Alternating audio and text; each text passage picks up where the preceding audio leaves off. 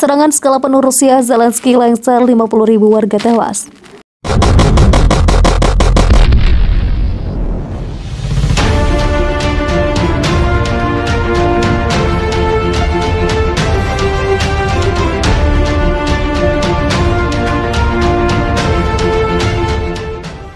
Jika Rusia memilih untuk melakukan serangan skala penuh, pasukan penyerang dapat merebut ibu kota Kiev dan menggulingkan Presiden Volodymyr Zelensky dalam waktu 48 jam. Hal itu diungkapkan para pejabat Amerika Serikat dikutip dari Times of Israel pada Minggu 6 Februari. Dalam sebuah penilaian internal terhadap penumpukan pasukan Rusia yang dikatakan telah mencapai 70% untuk serangan skala penuh. Serangan semacam itu juga akan menyebabkan 25.000 hingga 50.000 warga sipil tewas bersama dengan 5.000 hingga 25.000 tentara Ukraina. Sementara 3.000 hingga 10.000 tentara Rusia juga turut tewas dalam peperangan tersebut. Serangan skala penuh juga bisa memicu banjir pengungsi 1-5 juta orang, terutama ke Polandia. Presiden Amerika Serikat Joe Biden mengatakan dia tidak akan mengirim pasukan Amerika ke Ukraina untuk berperang. Namun dia telah memerintahkan pasukan tambahan termasuk pasukan tempur ke Polandia dan Rumania untuk meyakinkan sekutu NATO itu bahwa Washington akan memenuhi komitmen perjanjiannya untuk menanggapi agresi Rusia terhadap wilayah NATO. Ukraina bukan anggota NATO tetapi menerima dukungan dan pelatihan militer Amerika Serikat dan sekutu. Pejabat Angkatan Darat Amerika Serikat pada hari Sabtu mengumumkan bahwa Mayor Jenderal Krzysztof Denauhy, Komandan Jenderal Divisi Lintas Udara ke-82 tiba di Polandia. Sekitar 1.700 tentara lainnya dari Lintas Udara ke-82 dikerahkan ke Polandia dari Fort Bragg, Carolina Utara, dan 300 tentara dikerahkan dari Bragg ke Jerman.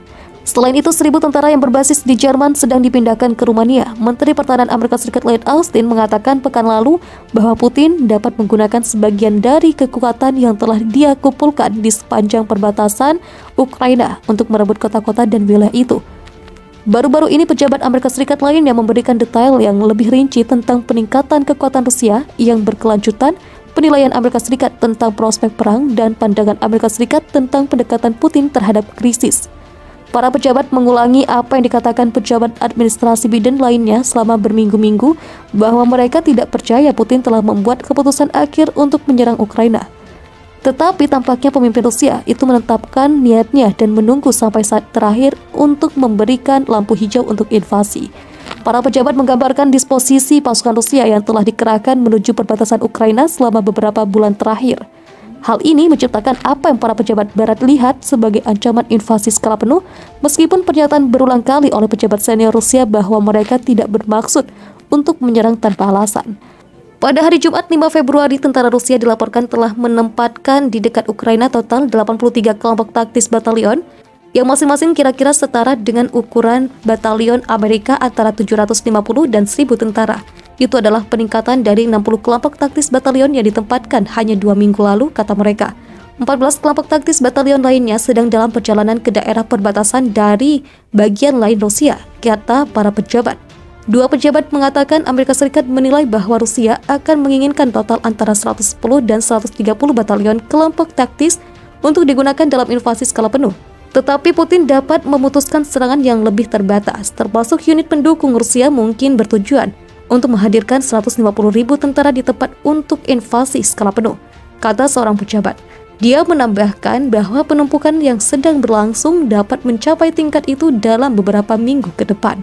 Citra satelit baru yang dirilis oleh sebuah perusahaan teknologi yang berbasis di Amerika Serikat tampaknya menunjukkan bahwa militer Rusia telah meningkatkan penempatan pasukan secara besar-besaran di beberapa lokasi di Belarusia. Langkah ini mungkin menjadi perhatian Ukraina dan NATO di tengah kekhawatiran bahwa Kremlin merencanakan serangan ke wilayah Ukraina. Pengerahan militer itu kemungkinan terkait dengan latihan bersama antara pasukan Rusia dan Belarusia yang akan dimulai pada Kamis, 10 Februari. Namun foto-foto lain menunjukkan kem-kem didirikan di dekat perbatasan dengan Ukraina, ratusan mil dari tempat latihan berlangsung. Menurut dua pejabat Amerika Serikat yang mengetahui perkiraan intelijen terbaru Washington, Kremlin diyakini telah mengumpulkan 70% personel militer dan senjata di perbatasan Ukraina yang akan dibutuhkan Rusia untuk invasi skala penuh. Namun tidak jelas berapa lama waktu yang dibutuhkan pasukan Rusia untuk meningkatkan jumlah pasukan lebih banyak atau apakah mereka memiliki kemampuan penuh untuk menyerang. Gambar-gambar dari Maxar yang diambil Sabtu 5 Februari konsisten dengan video media sosial yang baru-baru ini diposting yang menunjukkan pasukan Rusia bergerak melalui Belarus dan membuat kem lapangan dalam jarak 20 mil dari perbatasan Ukraina. Beberapa citra menunjukkan lapangan terbang Luninets Belarusia, tempat jet tempur Rusia dikerahkan menjelang latihan yang dijuluki Union Resolve 2022.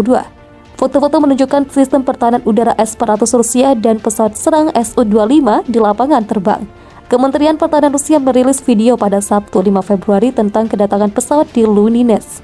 Menurut Zvezda, publikasi Kementerian Pertahanan Rusia, salah satu batalion S-400 telah melakukan perjalanan dari Khabarovsk di timur jauh Rusia, perjalanan lebih dari 5.600 mil. Foto-foto lain di Maxar menunjukkan pasukan Rusia berdiri agak jauh dari tempat latihan direncanakan, termasuk di Reshytsa, sebuah kota Belarusia sekitar 170 mil atau 270 km timur Luninets, dekat dengan perbatasan Rusia, Belarusia dan Ukraina bertemu.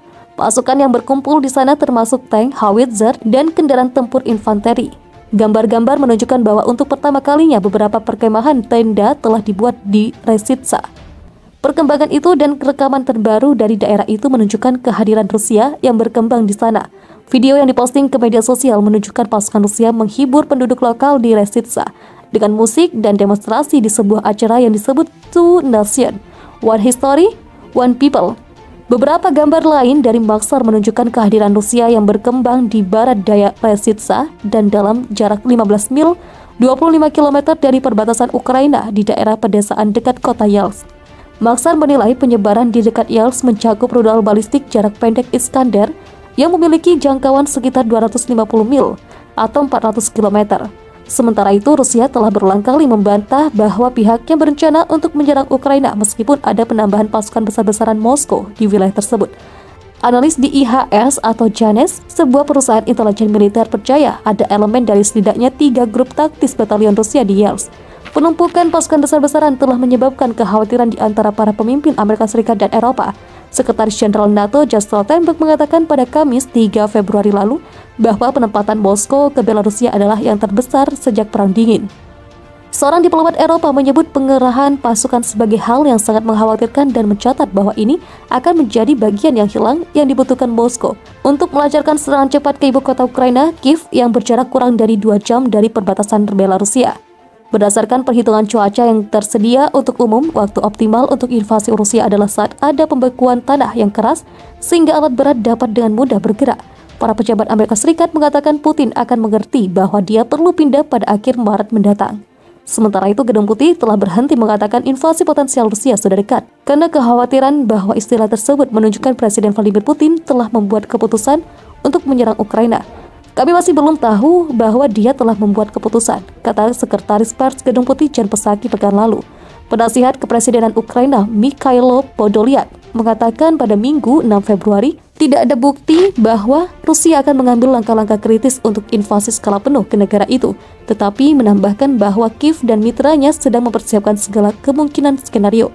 Situasinya sepenuhnya terkendali. Dengan satu atau lain cara, kami tidak mengurangi aktivitas kerja diplomatik untuk memastikan deeskalasi yang berkelanjutan dan penuh, kata Podolyak kepada media pemerintah. Dia mencatat bahwa konsentrasi pasukan Rusia yang mengancam di perbatasan Ukraina tetap ada, tetapi menekankan hal itu telah berlangsung selama beberapa tahun.